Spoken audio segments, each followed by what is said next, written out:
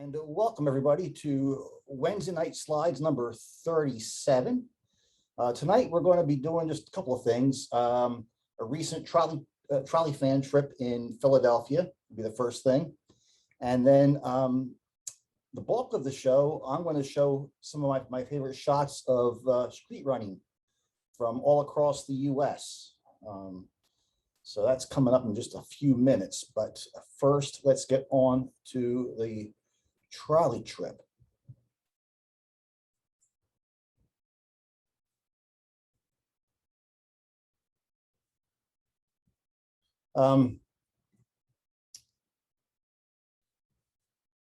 First, a commercial message. I am finishing up my second self-published book, Philadelphia Commuter Rails, a 40-year retrospective. It's going to have a lot of my stuff that I've shot in Philadelphia. It's basically a SEPTA book, but I don't want to use SEPTA in the title because running the copyright issues, trademark issues. So it's Philadelphia Commuter Rails. And it covers the regional rail system, the city division trolleys, Market Frankfurt L, Broad Street Subway, Norristown High Speed Line, and Media and Sharon Hill trolleys. And just a couple of sample spreads here. This is part of the heavy rail section, some of the stations around the SEPTA region. And this is from the trolleys section. This is the media line, a couple of shots from the media line. And there'll be several pages on the media and Sharon Hill lines. This is actually Sharon Hill here, these shots. So anyhow, it's going to be available. It's available for pre-order right now. It's going to cost $44 when it comes out. But right now you can order it on the website for $39, $5 savings at www.railroadphotographer.com/books. That takes you to my bookstore. Okay, now on to the trolley trip. I do take, if you want to have any questions or comments during the program, feel free to jump in. The easiest way to unmute yourself is to hold down the space bar on your computer, ask your question, make your comment, and then release the space bar. Each year, the Wilmington chapter NRHS puts together what we call the Super Saturday Streetcar Special. It always runs on the Saturday right before the Super Bowl.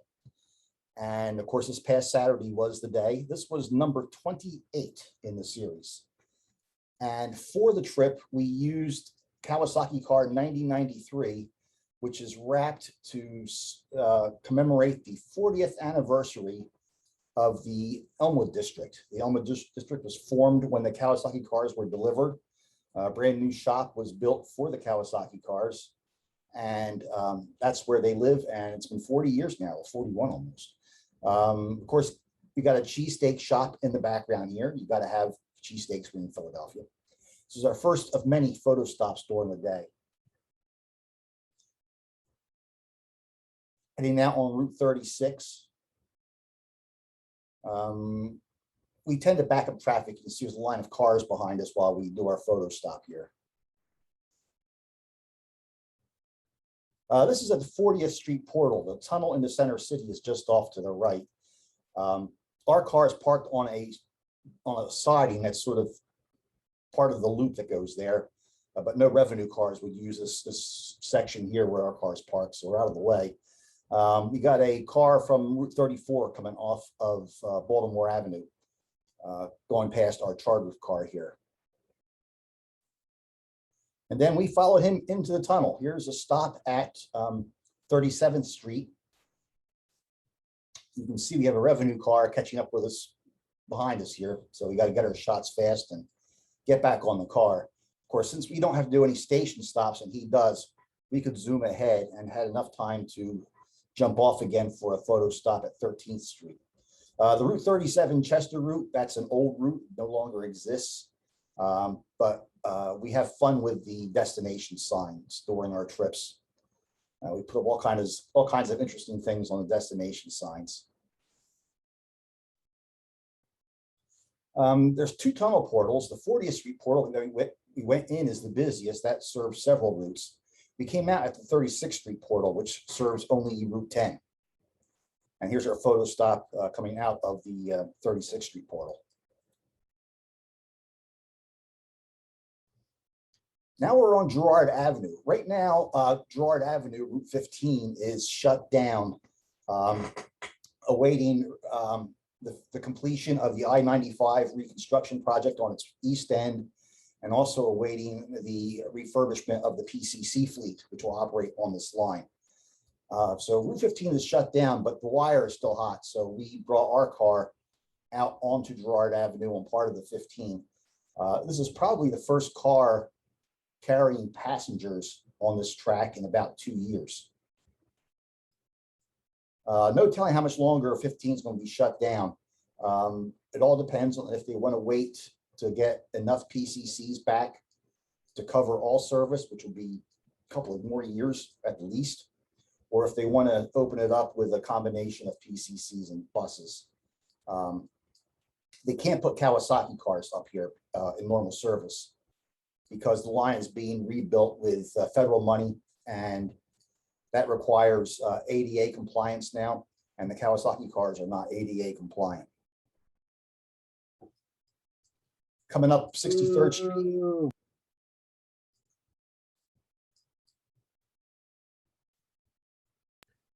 Sorry, go ahead. Okay. And then this is at the Malvern Loop, where the Route 10 terminates. Route 10 and Route 15 can now sort of connect.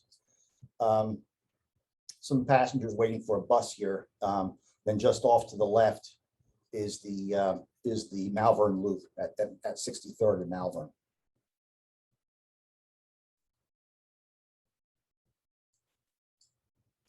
Coming back down the Route 10, this is a fairly busy street. We're lucky to get room for a photo stop in here. Actually, this is not a photo stop. This is taken from our car heading east, looking at a westbound regular service car.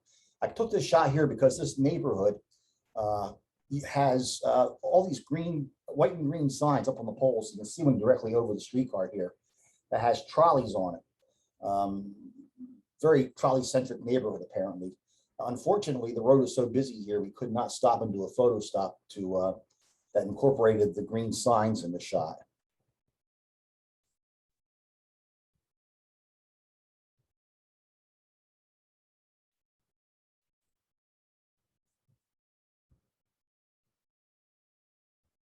There is some trackage in Philadelphia that does not see regular service. It's diversion trackage, it's called. Basically, it runs it's used on weekend nights when they do maintenance in the trolley tunnel and shut it down. Streetcars stick to the surface for their entire run and use the diversion trackage. Normally on weekdays and weekend days during the day, there's no other trolley traffic out here to worry about staying out of the way of. This McDonald's here is one of the last of the McDonald's in this style of architecture in Philadelphia. As you can see, it's missing some of its plastic on its sign. That's because it's either closed or is soon closing. University of Penn has bought this property, and they're going to tear this McDonald's down and put a high rise here. So we did a photo stop, one last photo stop going past this McDonald's. And there's a lot of really neat buildings in Philadelphia for us to get photos of. We had 25 photo stops on this trip. We were out for 5 hours.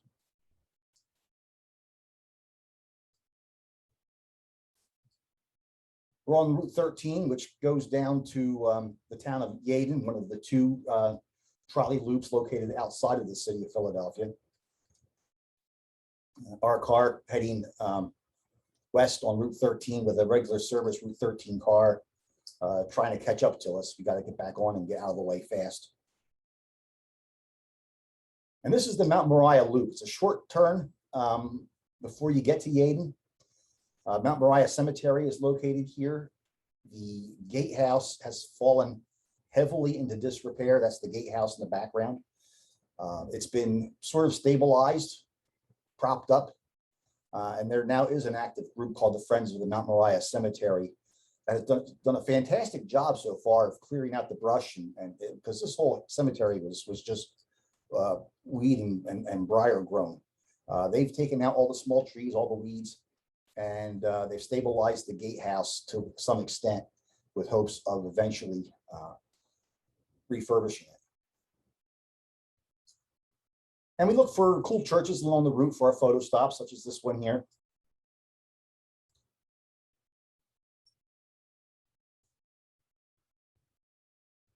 Here we are crossing over the former Baltimore and Ohio, now CSX main line between Philadelphia, Baltimore, and then points west.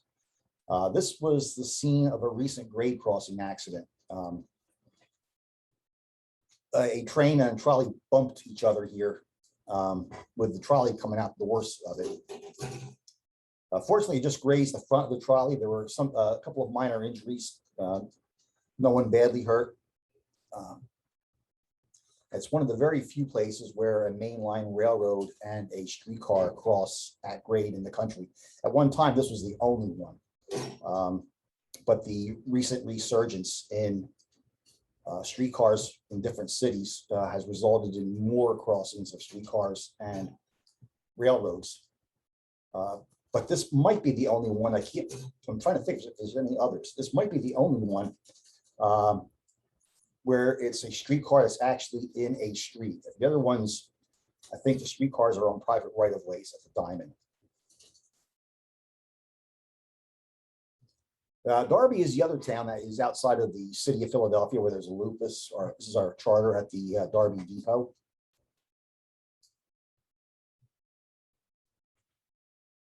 And when we got back to the Elmwood Car House, where we originated from, the dispatcher at Elmwood arranged for this lineup here for us to shoot. On the left, we have one of the refurbished PCC2s that will eventually wind up out on Route 15. And on the right-hand side is the last true PCC on the SEPTA roster, line car 2194. It's considered a true PCC, and while the PCC2s aren't, because the PCC2s have been completely rewired. Basically, all that's left of an original PCC on those is just the shell.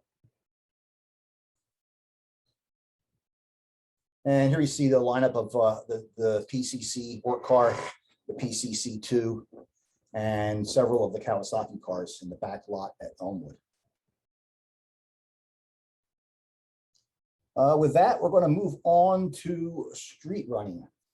And we're going to start off on the West Coast in Oakland, California. This is Jack London Square. We're at the Oakland Depot, looking down as a Union Pacific freight comes rolling through Jack London Square. And here we see a Amtrak California train coming past the Jack London Inn. This has lost a little bit of its street running feel in recent years because they have put up plastic posts on the yellow lines outside of the rails to keep car traffic separated from the train traffic. So now technically it's sort of converted into median running. And here we see the Coast Starlight coming through Jack London Square.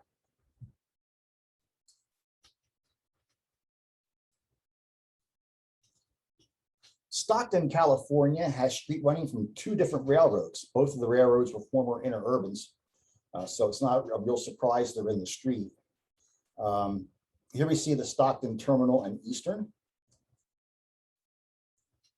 If you look on the left-hand side, you'll see a bunch of rail fans in the back of a pickup truck. This was taken during Winter Rail weekend, so a lot of rail fans were in town for that event in Stockton.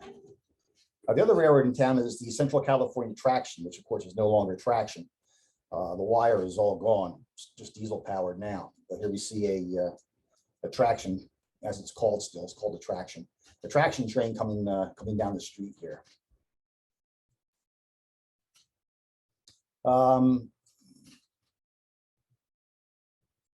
Another bit of street running on Union Pacific. We're in Lodi, California. I know everybody started hearing Creedence Clearwater Revival in their heads when I said Lodi, but that's just the way this town is now. You can't mention it without thinking of Creedence. I don't know. I think of the new writers first. We're in Santa Cruz here for this one. This is the Santa Cruz branch. Unfortunately, this line here is endangered. There's a lot of it that's not street running, obviously. And the rail trail people are trying to get trains out of here and convert this into a rail trail. Not down the middle of the street, obviously, but the other parts of the railroad.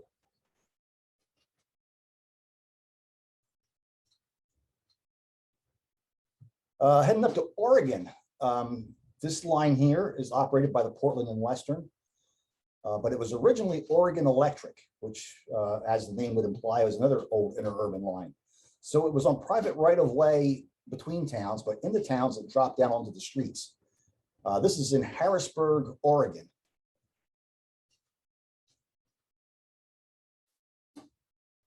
And this train's about to go, ready to go for a swim. This is also in Harrisburg. And also on the Oregon Electric, this is in Junction City, Oregon. And there's the old depot, now a steakhouse off to the right.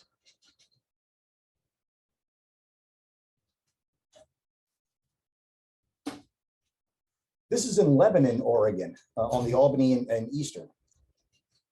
The Albany and Eastern, in addition to doing freight trains, they also have tourist trains. And the tourist trains don't run on the street here, but they use the street to get from the shop to the passenger station to start their runs.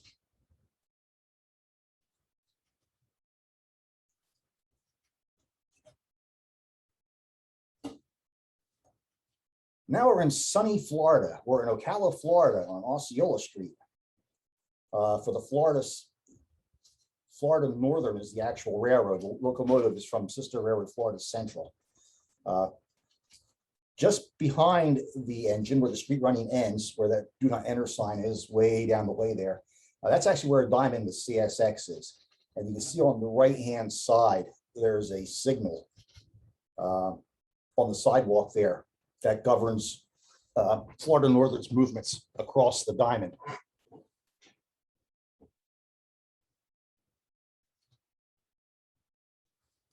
In Georgia now, this is the Sandersville Railroad. Sandersville hauls clay and slurry of various types. And it has a short stretch of street running using their really neat fleet of EMD end cab switchers.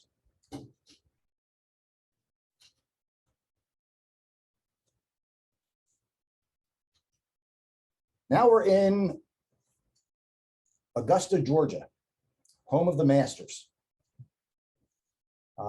And trains coming south through South Carolina, they cross over a bridge to get into Augusta and immediately head down 6th Street. Unfortunately, there's not many trains that use this line, so patience is a virtue. A lot of the trains run at night. I've been to Augusta twice, though, and had pretty good luck there both times. Although one time turned into like an all-night wait. When in doubt, stick around at night. That's what we did here. Got this shot. What you see coming down there isn't snow or stars or rain. It's actually just the humidity in the air that was lit up by the flashes.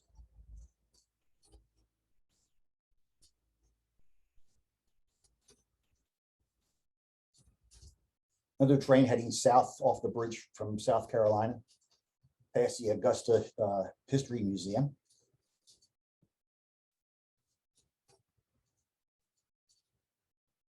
And this train here is also heading south, almost the same location, just from the opposite side of the street.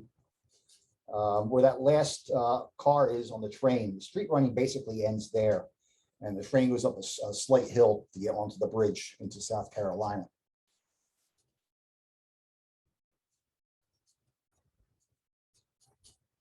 Train going north. The trains usually turn at Augusta. They come down, Norfolk Southern trains come down, go into the yard in Augusta, do some work, then come back out again and head back north.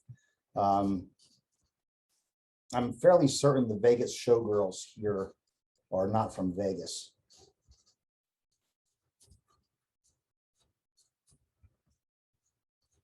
And another train going north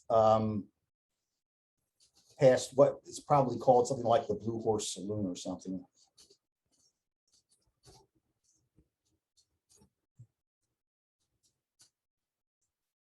The new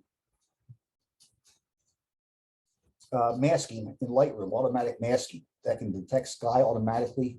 I'm going to go back in and redo some of these shots here, mask the sky, and darken it a little bit and get rid of some of those spots, which is fairly easy to do in the newest version of Lightroom. Yeah, that works really good. Yeah. I went to the town of Albany, Georgia. And I may have told the story before for a different show. I don't remember. I probably did with the short line show that had all the azalea problems last year. But anyhow, we're in Albany, Georgia. And I thought this was a Norfolk Southern branch line. I did hear from somewhere that a train came into town sometime in the evening. So we set up on the branch line and waited for the train to come in. I did see a cop go by and he had stopped just about a block away. So I ran up to him and said, hey, stupid question, but how often do trains come down through here at night? He goes, yeah, there's a train every night. So, okay, cool. So we waited, and sure enough, eventually headlight. The train comes and it's black. I can't see anything. The headlight's blinding me, but I fire the flashes. Poof. Look at the back of the camera, and whoa, the engine's not black, it's orange. Completely threw me off. Come to find out, this is the Hilton in Albany, a line I've never even heard of before.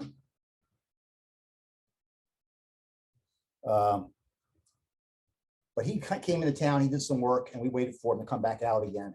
And this is the return trip.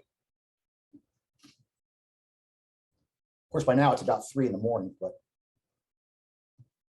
got to get the shot. Now we're back here in the east. This is in Pennsylvania. We're in West Brownsville, Pennsylvania, sort of out in the Pittsburgh area.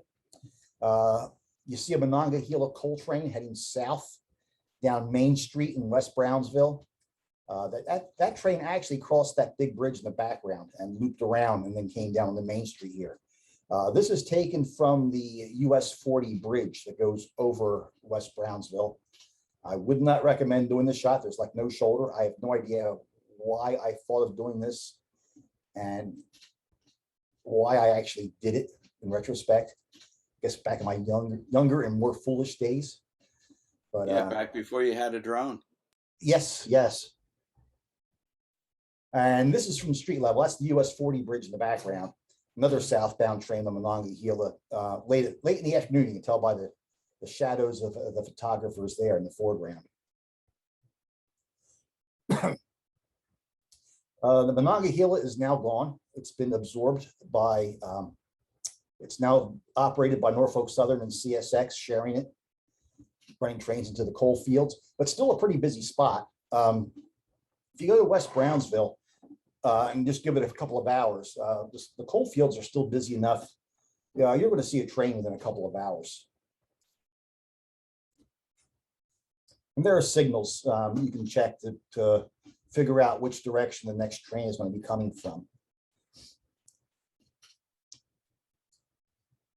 Like I said, now it's CSX and Norfolk Southern. And once again, there's that US 40 bridge in the background. I would have been on that bridge facing this direction for that Monongahela shot. So that train would have been going the opposite direction here. Up in Utica, New York, on Schuyler Street in New York, Susquehanna and Western has some street running.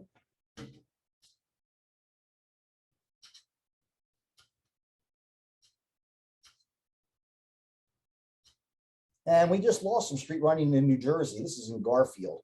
The New York and Greenwood Lake used to operate a short branch line that ran down, I think it was Madison Street in Garfield, using an Erie Lackawanna New Jersey DOT NCAB switcher.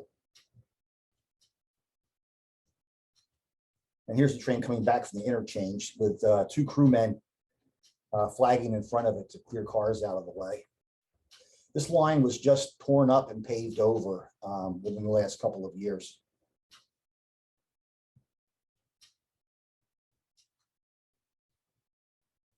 Up in Hudson, New York, there are some street running where a branch line goes up off the main line to serve an ADM mill. And on 7th Street is the Iron Horse Bar. It wasn't always called the Iron Horse Bar, however. It was renamed to be used in a Paul Newman movie. I forget which movie it was. But here we see it in Conrail days. And CSX still goes up there and serves the plant. Unfortunately, the Iron Horse Bar sign is now gone. It has reverted back to either its original name or a new name, but it's no longer the Iron Horse Bar, unfortunately.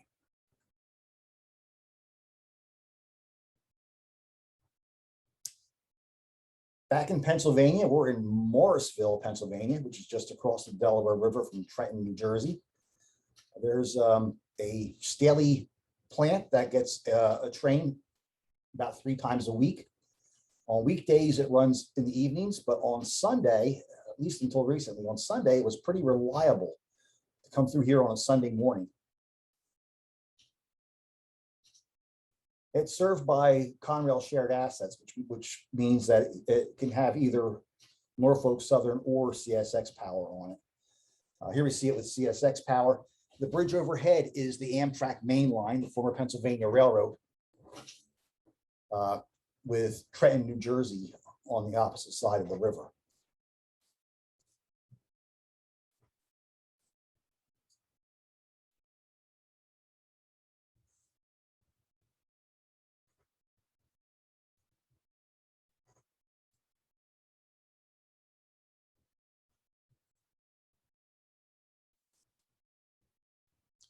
This was a fairly reliable job. I don't know if it still runs on Sunday mornings or not. I think the schedule's changed. It's not as reliable as it used to be. But it used to be between 10 and 11 on Sunday morning, this train would show up.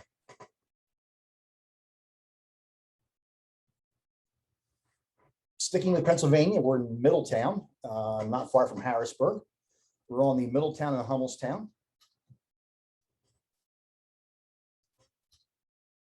And here we see their Western Maryland Alco coming up past Cuppy's Diner. This was during a rail fan day they had. Cuppy's usually turns off their neon sign at night when they close up for the day. But they graciously left the neon lit for us for our night photo. Here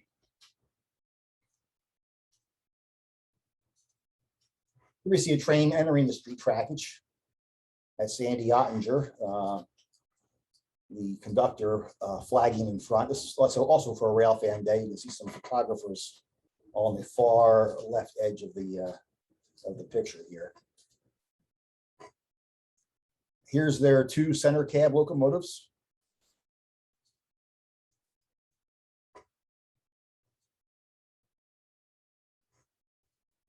And once again, the Western Maryland locomotive entering the street trackage.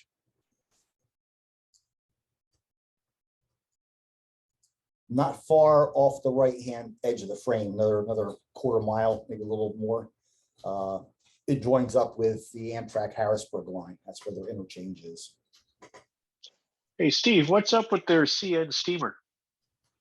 Well, I wish I knew. They ran it, it's been 10, 15 years ago now. They sort of had it run, and they had advertised they were going to run it like in 4 different paint schemes over 4 different weekends, but then the whole thing fell apart. Hasn't run since. Last I saw, it's still being worked on, but it's being worked on by one person who works on it as he gets the chance. I would love to see it return to service. They have Doesn't sound like it's going to be anytime soon.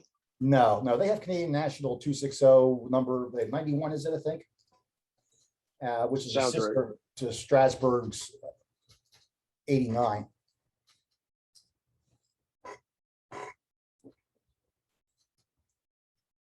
And here's an Alco T6 coming down the street.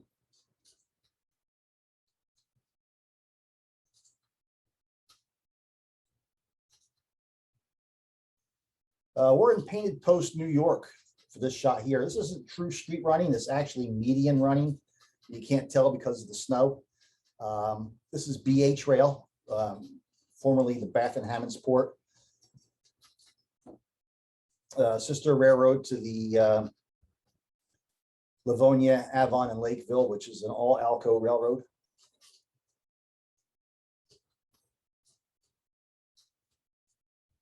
I actually took this shot.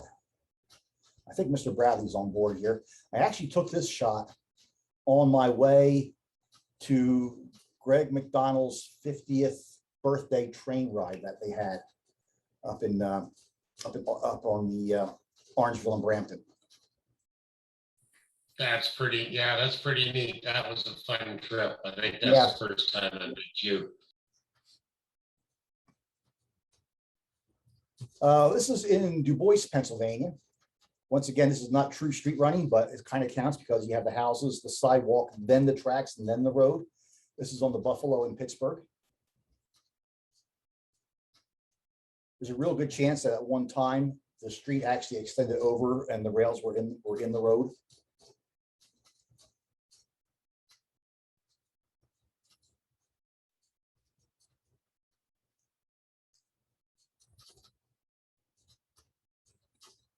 We're in Iowa, and for the life of me, I am drawing a blank on the town name. Hang on, I got it right here. Davenport. It is Davenport, yes. Here we see Iowa Interstate's Chinese QJ 210-2 steam locomotive, which is actually fairly new. It was built in China in the 1980s, leading an NRHS special on the median running through Davenport.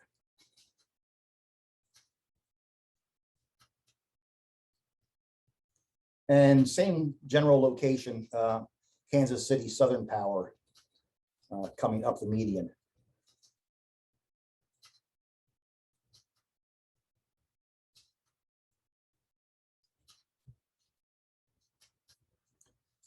Indiana Railroad at one time ran into the Louisville area using the old Monon.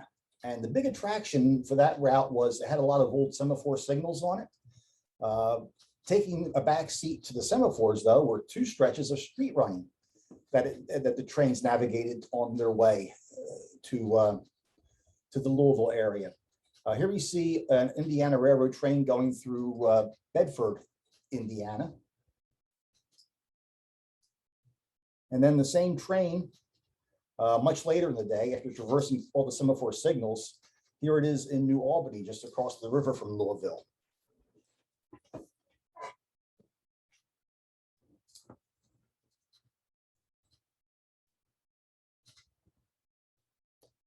This is in Burlington, New Jersey.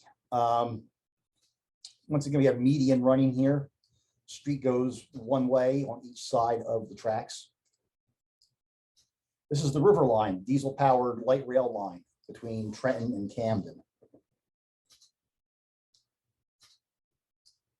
Prior to this line opening, however, it was a freight line. It still was a freight line.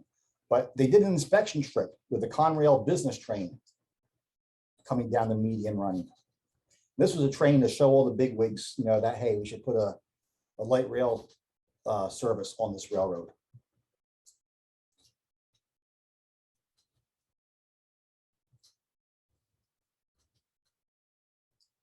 One of the light rail trains wrapped for the Rutgers Business School, which is located in Camden.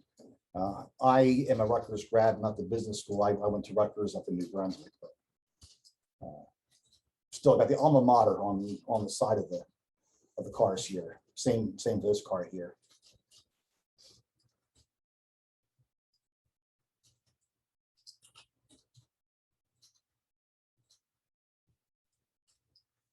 Noblesville, Indiana used to have the Indiana Transportation Museum.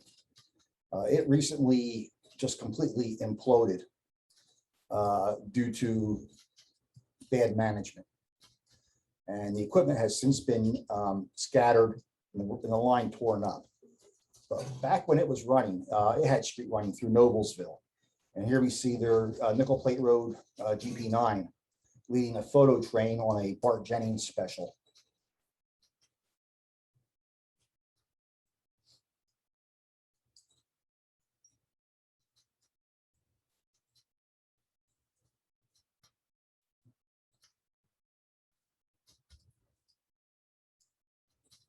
And they had this Monon end cap switcher, which has gone on to another museum now. It's still in Indiana, but up in LaPorte.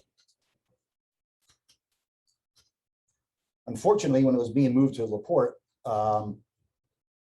it was put on a flatbed because they couldn't get it out by rail. It's put on a flatbed, and the driver didn't check clearances and rammed an overpass and sheared off the top of the cab.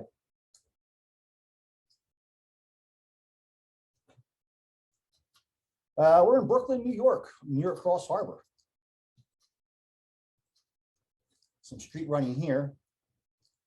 And because trains can't make 90-degree turns at intersections, to stay on the street running on both streets, it has to cut through this warehouse.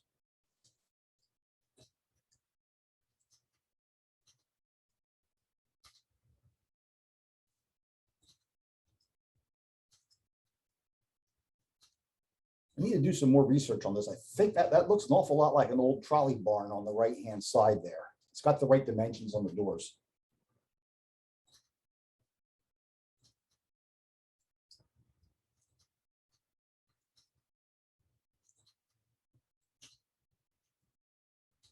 And this is what it looks like when you're riding a locomotive down the street in Brooklyn.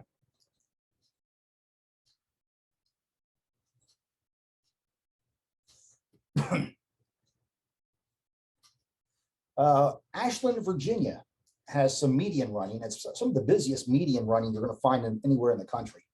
The old Richmond, Fredericksburg, and Potomac main line, now part of CSX, runs right through the street here. The town's kind of embraced this. They know it's a tourist draw. Rail fans come in to photograph here all the time. This is back in the RF&P days before CSX, train going south through Ashland. And here's Amtrak coming out of the Ashland station, entering the median running.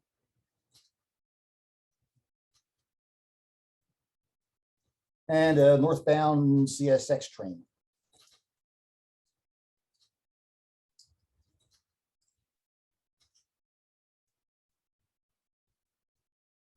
And going back into the early 1980s, southbound Amtrak train with an F40.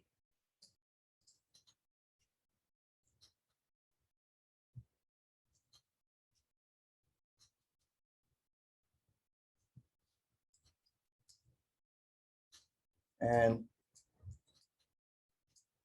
I went back to the spot here a few years later, and that guy is still there reading that paper.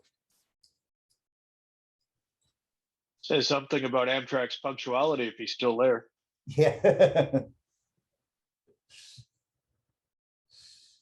One of the coolest places I've been to with street running is St. Mary's, West Virginia, near Parkersburg, middle of nowhere. We're along the Ohio River.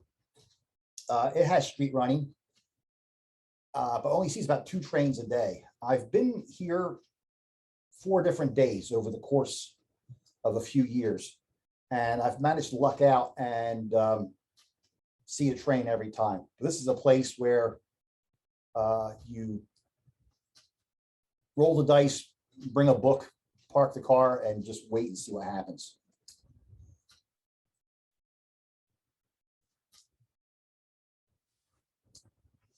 Typical old Ohio River town.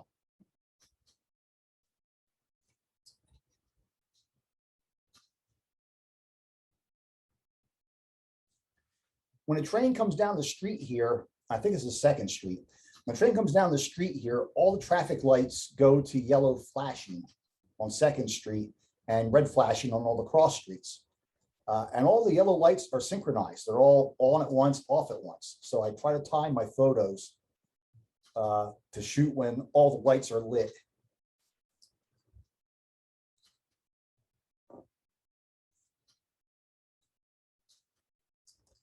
And now we're in probably the most famous street running in the US, maybe second most famous. We'll see the most famous in a second here. This is in LaGrange, Kentucky, a CSX line out of Louisville.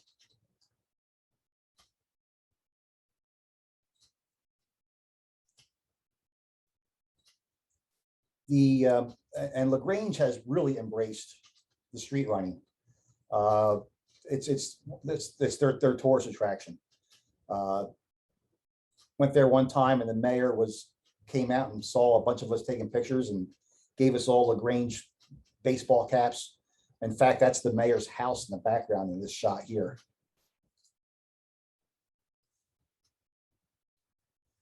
I still have that picture of all you guys standing up on the wall. Yes, yes. One night I was here and I just parked on Main Street. You see there's parking spots right here. I parked pretty much right here. A cop was walking by. I said, "Hey, is there any restrictions on parking overnight here on Main Street?" He goes, "No." He says, "You can park here if you want to." I said, "Cool." So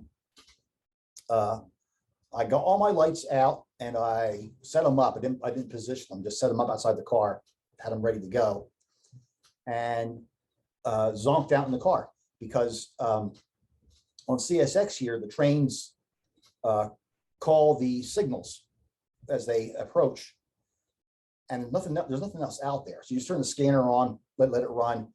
If you hear something on the scanner, it's a train calling signals. And there's a signal at the end of town. And if you look at the signal, if it's green, the train's going one way. If it's red, it's going the other way. So you know which way it's going to go. And you have about 20 minutes of warning from when you first hear the train on the radio to when he actually shows up here. So it was a pretty productive night, actually. I even got a few minutes of sleep between trains. Here's the shot Bob was just talking about. All of us up on this planter here. It had a flower planter, not a little bit taller than the one you see across the way there where the clock is. But a bunch of us scrambled up to the top of this planter, and there's a big lamp on top. And we're all holding on to this lamp. And another guy with us, it was actually enough of a flat spot up there. He brought a step ladder with him. And he's staying on a step ladder on top of this planter, shooting over the light we're all hanging on to. I think that was Dave Patch. Well, Doug Koontz was also up there. Yeah, and a cop drove by while we were up there. There's like 6 of us up on this planter. Cop drove by, just looked up at us and just smiled and waved and moved on.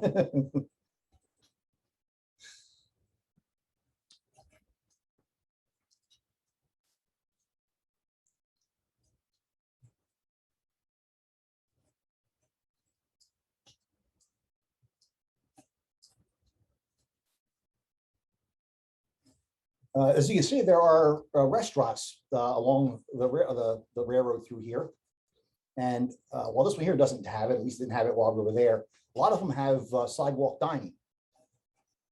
So a bunch of us went to one of the restaurants with the sidewalk dining, sat down and ordered up a meal. And we said to the waitress, if a train comes, we're all going to run away and get photos, but don't worry, we'll be back. And she said, "Oh, don't worry about it." She says, "It happens all the time."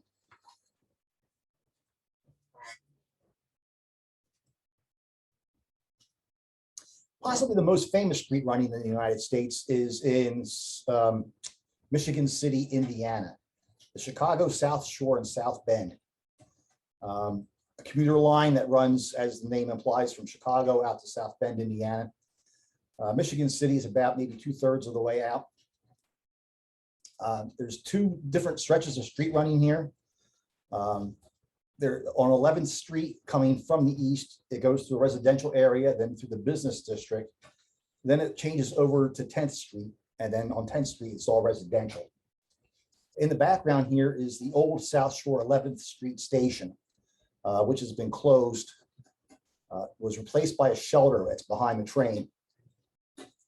They're now rehabbing this whole area here, they're going to tear everything down here except the facade of the 11th Street station. That will be preserved. But South Shore is going to double track all of this. And it means some major realignment work. Here we see their Depot came down last week. what's that? The depot came down last week. 11th Street. Yeah. Yes. Thought they were going to save the facade on that. Well, I know the depot was torn down. I don't know if they saved the facade or not. Huh. Interesting. I gotta go down there next week anyway, so I'm gonna check it out. Yeah, check it out. Let me know. Here we see their wire car being towed by a diesel. This is on the far eastern end of the street, running in the residential part of 11th Street. And on 11th Street, this is a train heading towards Chicago, going away.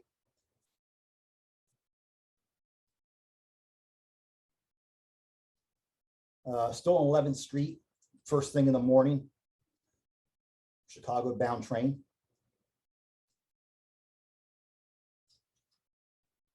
And there is freight in the tracks here, then on the street here. Here we see a couple of light freight units rolling down 11th Street.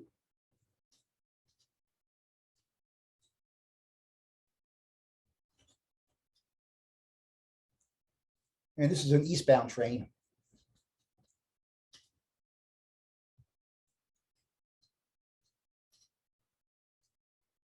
This is in the residential part on 10th Street, coal train coming east.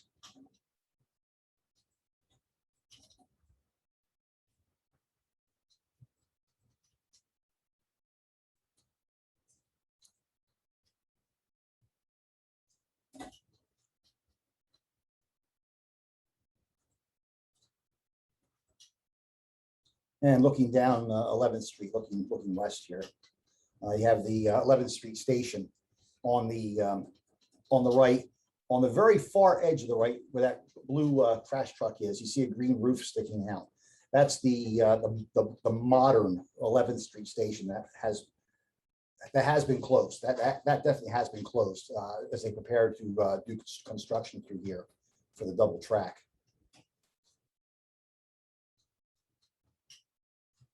To accommodate the double track, what they have done is they have bought up entire city blocks, at least on the side of the block next to the tracks.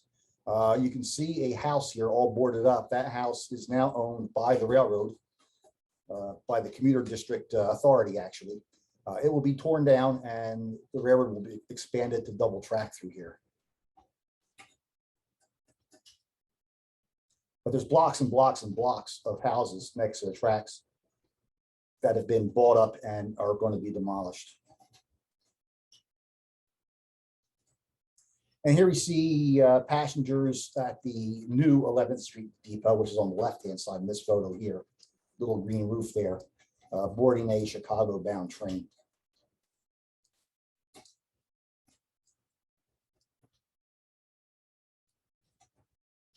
And that is going to bring an end to the street running and end of the show. Next show is going to be, my calendar in front of me here. I got Winter Rail next month, which is going to consume some time here, some of my weeknights. So I think, yeah, 16th is the day before I leave for Winter Rail. I'm going to shoot for a show on the 9th. We'll see how that goes. But my plan is to do a show on Wednesday, March 9th next. So I'll sign off for the YouTube crowd here. I'm going to stop the recording and